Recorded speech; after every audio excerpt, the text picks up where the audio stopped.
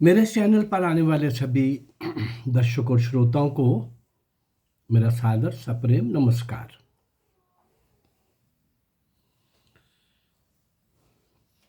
कल ही मैंने काकोरी कांड के उन शूरवीरों को 2 एपिसोड में रखने का प्रयास किया। यद्यपि उनके 10 जो नायक थे, अदृश्य नायिकाएं भी थीं जिनका पूरा योगदान था उनको सप्लाई करने में, उनको पहुंचाने में, उनको एक जगह से दूसरे जगह उनके शस्त्र ले जाने में कई तरह का योगदान था उनका। लेकिन वो 10 हीरो जिनको फांसी हुई, काला पानी की सजा हुई, जेल की आजन्म और पूरा जीवन जेल की यात्राओं से भरी हुई जेल यात्राएं उनको करनी पड़ी, फांसी के तख्ते पर झूल गए। ऐसे उन सब लोगों को अलग अलग से देने के बाद भी मैंने इन 2 एपिसोड के अंदर कुछ नए तरीके से रखने की कोशिश की थी। आज उसी श्रृंखला में एक ऐसा पंजाब का सूरमा जिसने इस देश से बाहर जाकर और प्रतिशोध लिया, बदला लिया, जो उसने यहां भारत के अंदर छोटी आयु में संकल्प लिया था, लेकिन बाद की कई तरह की जिगजैग से निकलते हुए जीवन की अड़चनों के साथ, जीवन की कठिनाइयों के साथ, जीवन की उपलब्धियों के साथ, विजय और पराजय के साथ, सफलता और असफलता के साथ ये नौजवान आगे बढ़ता हुआ एक बार विदेश में जाके वापस आ गए, लेकिन लक्ष्य नहीं भूला। क्या लक्ष्य था? आइए जरा चर्चा करें इस महान भारत मां के सपूत की।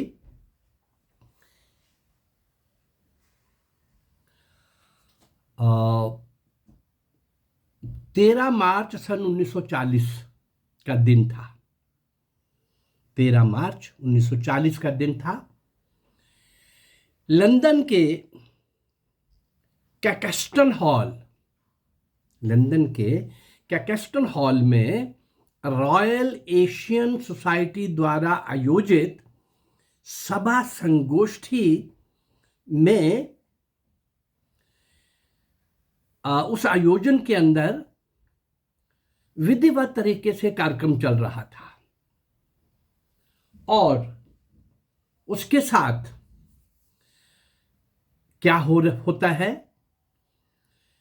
अमृतसर के जलियांवाला बाग हत्याकांड के खलनायक पंजाब के पूर्व गवर्नर माइकल ओडवायर ने जैसे ही भाषण प्रारंभ किया, एक भारतीय युवक झपटा उसकी ओडायर की ओर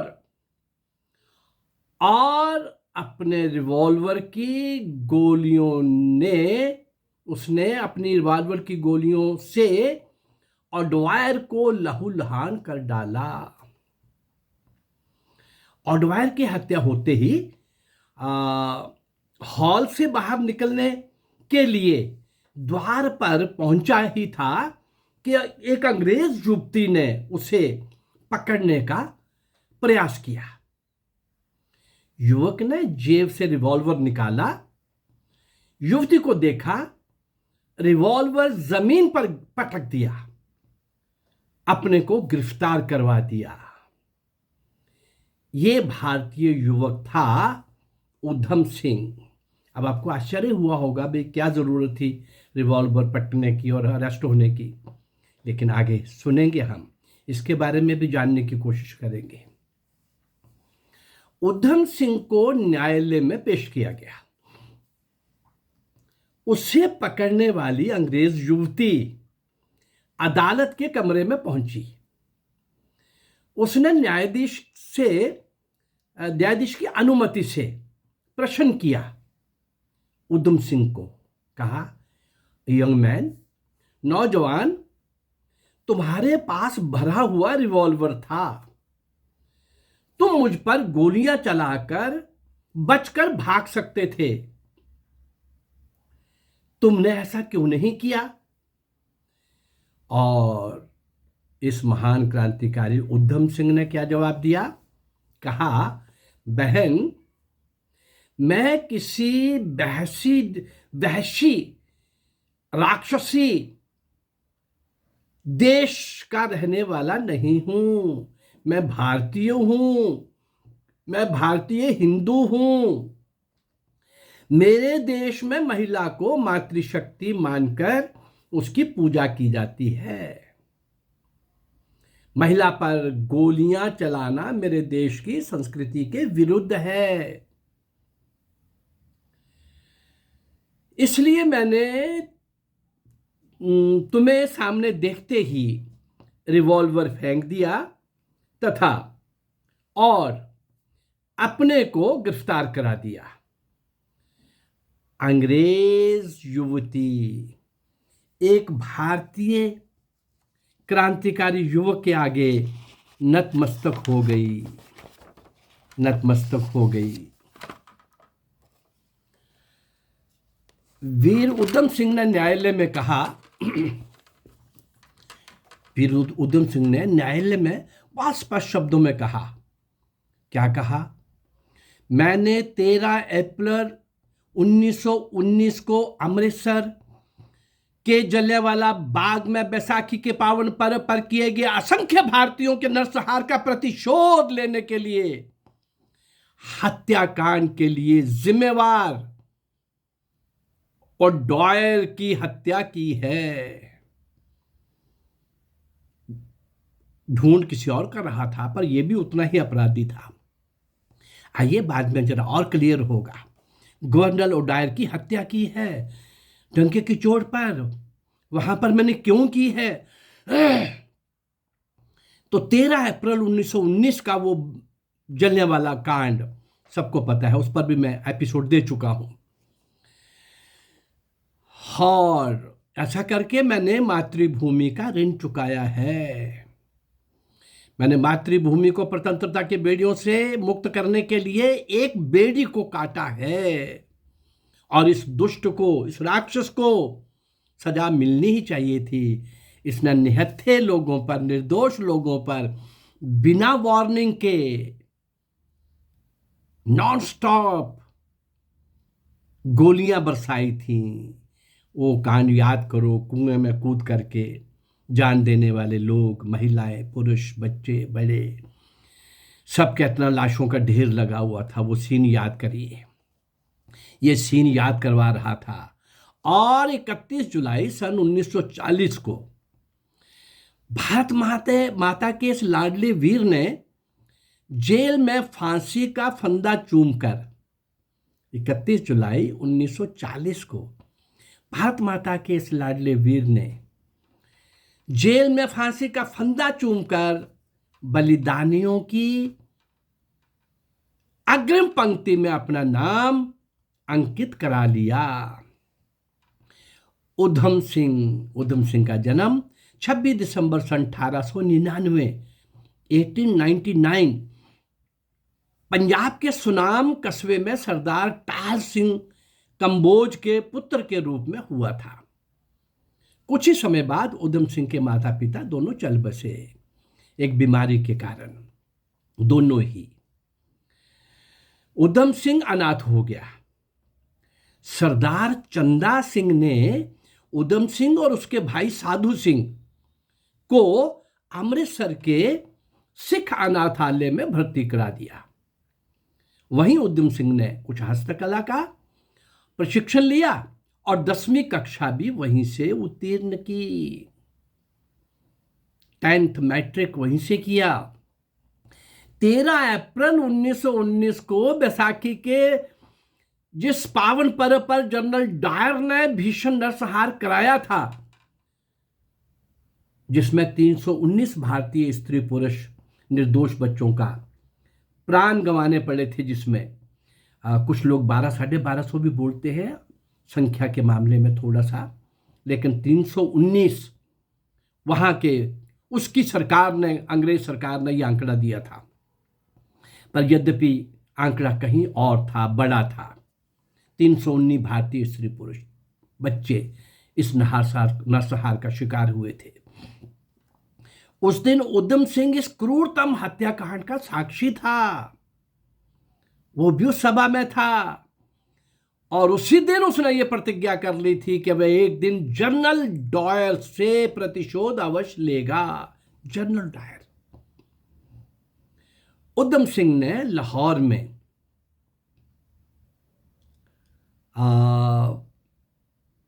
उधम सिंह ने लाहौर में क्रांतिकारी भाई परमानंद जी से भेंट की। वीर सावरकर की प्रेरणा से लंदन में सर कर्जन वायली को मारने वाला, खत्म करने वाला, उसकी हत्या करने वाला मदन लाल ढींगरा की रोमांचकारी गाथा ने भी उसे बहुत प्रभावित किया था। वह जैसे तैसे वहां से ये सोच करके अफ्रीका चला गया, वहां से अमेरिका पहुंचा, वहां क्रांतिकारियों के संपर्क में आ गया।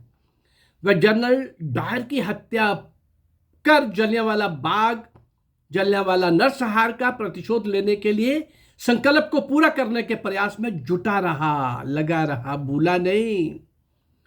उधम सिंह विदेश से भारत लौट आया। जब देखें क्या करने गया था और क्यों लौट आया। लाहौर में उसकी पुनः फिर से एक बार भाई परमानंद जी से भेंट हुई, बहुत बड़े क्रांतिकारी। सरदार भगत सिंह और कुछ साथियों के साथ इसका संपर्क हुआ उधम सिंह का, और इसी दौरान सरदार भगत सिंह ने वीर सावरकर द्वारा लिखित 1857 का स्वतंत्र समर ग्रंथ का गुप्त रूप से प्रकाशन भी कराया। अलाउड नहीं था, गुप्त रूप से। उधम सिंह ने इस ग्रंथ को पढ़ा तो अंग्रेजों के अत्याचारी शासन के प्रति उनके हृदय में विद्रोह की भावना और तेजी से पनपने लगी, विकसित होने लगी, बढ़ने लगी। क्रांतिकारी गतिविधियों में सक्रिय होने के कारण लाहौर में उसे गिरफ्तार कर 4 साल के लिए जेल में डाल दिया गया। 1932 में मुल्तान जेल से मुक्त हुआ और वह वेश बदलकर 1934 में इंग्लैंड पहुंच गया। अपने बचपन का संकल्प भी तो पूरा करना था।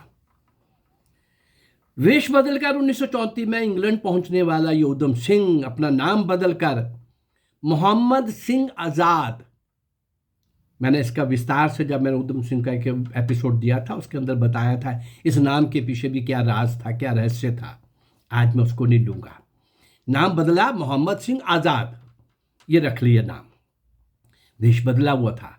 इंग्लैंड में उसे पता चला कि जनरल डायर तो मर चुका है, जिससे बदला लेना है, किंतु गवर्नर ओडायर जीवित है। उसी के ऑर्डर से जनरल डायर ने फायरिंग की थी, नरसंहार किया था। कई वर्षों तक जलियांवाला बाग नरसंहार कांड का प्रतिशोध लेने के लिए संकल्प को मूर्त रूप देने की योजना बनाते बनाते अंत में 13 मार्च 1940 के दिन उसे अपने संकल्प की पूर्ति का अवसर मिल ही गया। जहां चाह वहां रहा, और उसने 21 वर्ष पश्चात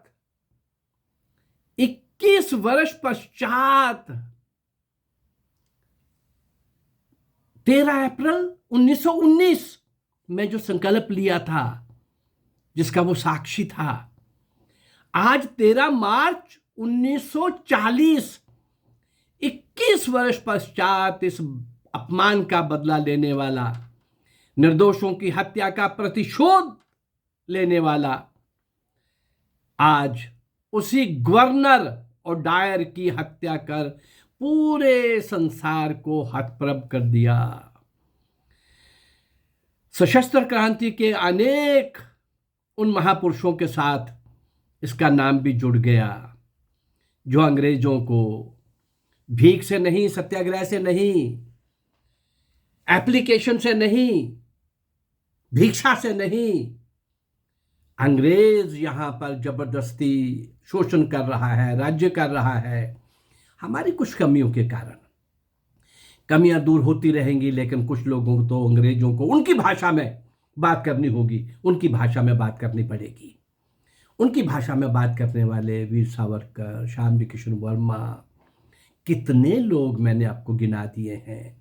देश विदेश में जाकर के उच्च कोटि का जो काम कर रहे थे, शस्त्रों के लिए धन संग्रह, शस्त्र संग्रह, और विदेशों में बसे हुए भारतीयों को भी तैयार कर रहे थे, भारत माँ की स्वतंत्रता के लिए वहां से भेज रहे थे।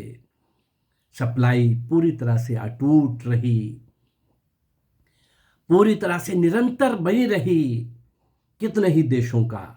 और आखिरी चोट जो नेताजी सुभाष चंद्र बोस ने की, कितने ही देशों का सहयोग लेकर के आज़ाद हिंद सेना बना करके आज़ाद हिंद सरकार की घोषणा करने वाले दिल्ली चलो, ऐसा महान आखिरी चोट करने वाले सुभाष चंद्र बोस से पहले जिन लोगों ने पूरा जीवन भारत की स्वतंत्रता के लिए लगा दिया, उनका इतिहास में कहीं नाम ही नहीं, कहीं नाम नहीं इनका इतिहास में। मैं ऐसे बहुत सारे लोगों को आपके सामने ला रहा हूं, ऐसे बहुत सारे लोगों को मैंने आपके सामने लाया है। 300 से ऊपर ये क्रांतिकारी, और अभी 400 तक मैं पहुंचूंगा। केवल 190 वर्ष का इतिहास, 1757 से 1947 तक, ईस्ट इंडिया कंपनी की एंट्री से ब्रिटिशर्स के जाने तक, इस 190 वर्ष के 400 नायक और नायिकाओं को आपके सामने लाकर अज्ञात, कोई नहीं जानता, भारत मां के वो नींव के पत्थर जिनके ऊपर भारत मां की स्वतंत्रता का महल खड़ा हुआ, कोई नहीं जानता। मेरी कोशिश है कि इन सब लोगों को मैं आपके सामने ला सकूं, इन सब लोगों को मैं आपके सामने ला करके, ये एक श्रद्धांजलि होगी हमारी ओर से, और आज की पीढ़ी के लिए, नौजवानों के लिए एक श्रद्धा और प्रेरणा के केंद्र होंगे ये सारे महापुरुष। अरे हम अपने पूर्वजों को, अपने पहले पीढ़ी को, जिन्होंने हमें देश की आज़ादी की ये सांस लेने का मौका दिया, और उनको हम भूल जाएंगे? ऐसा पाप हम नहीं करेंगे, किसी भी तरीके से ये पाप नहीं हो सकता।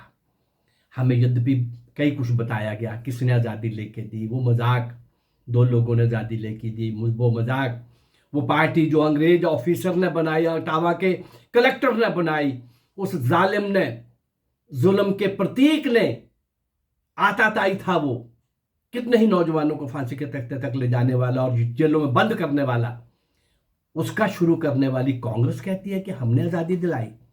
अरे कांग्रेस तो उनके सुरक्षा कवच का काम कर रही थी। ये सारी चीज़ें जो मैं आपके सामने ला रहा हूँ, और मेरी कोशिश है कि सिंध के राजा दाहिर से लेकर नेताजी सुभाष चंद्र बोस तक 1000 ऐसे नायक और नायिकों को मैं आपके सामने लाने का मेरा प्रयास रहेगा, जिनको कोई नहीं जानता। मेरा ये प्रयास अगर आपको अच्छा लग रहा है तो मेरे इस चैनल को लाइक करिए, सब्सक्राइब करिए और शेयर करिए। नमस्कार, जय भारत, धन्यवाद।